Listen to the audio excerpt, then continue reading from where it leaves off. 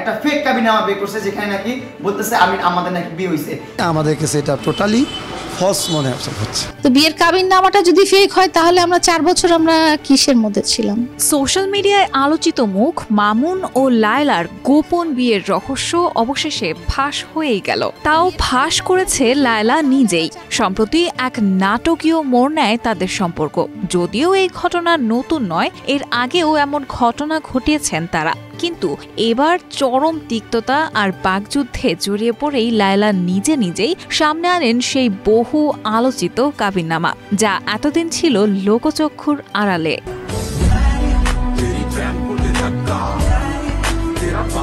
কাবিননামার ছবিতে স্পষ্ট দেখা যাচ্ছে 2022 সালের 14 জানুয়ারি 5 লক্ষ টাকা দেনমোহরে আব্দুল্লাহ আল মামুন ও লায়লা আক্তার ফরহাদের বিয়ে সম্পন্ন হয়। আর এতেই সোশ্যাল মিডিয়ায় শুরু হয়ে যায় ঝড়।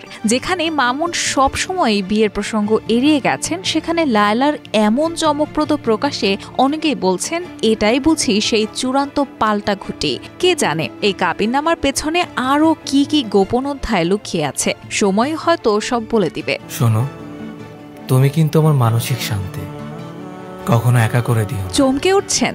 এবার তো আসছে আসল প্রশ্ন, এই কাবিননামা কি সম্পর্কের ইতি নাকি শুরু এক নতুন নাটকের? সম্প্রতি এক অনলাইন প্ল্যাটফর্মে দেয়া সাক্ষাৎকারে ফের আগুনে ঘি ঢালল লায়লা মামুন কাবিননামা কাণ্ড। আলোচিত এই বিয়ের কাগজ ঘিরে শুরু হয়েছে তুমুল বিতর্ক। এবার উঠেছে এক চাঞ্চল্যকর অভিযোগ, কাবিননামাটি নাকি জাল।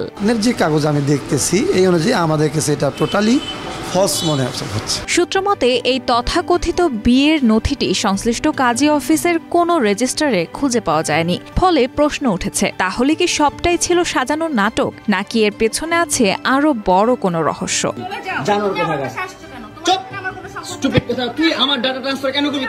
লায়লার পক্ষ থেকে যেখানে কাবিননামা প্রকাশ করে দাবি করা হয়েছিল বিয়েটা ছিল একেবারে বৈধ, সেখানে নতুন এই তথ্য ফাঁসের পর সোশ্যাল মিডিয়ায় শুরু হয়েছে ট্রল, মিম আর চুলচেরা বিশ্লেষণের ঝড়। এখন সবার মনে একটাই প্রশ্ন, কোনটা আসল কোনটা অভিনয়? এই কাবিননামা কাণ্ড শেষ পর্যন্ত কোন মোড়ে গড়াবে তা দেখার অপেক্ষায় এখন পুরো নেট দুনিয়া।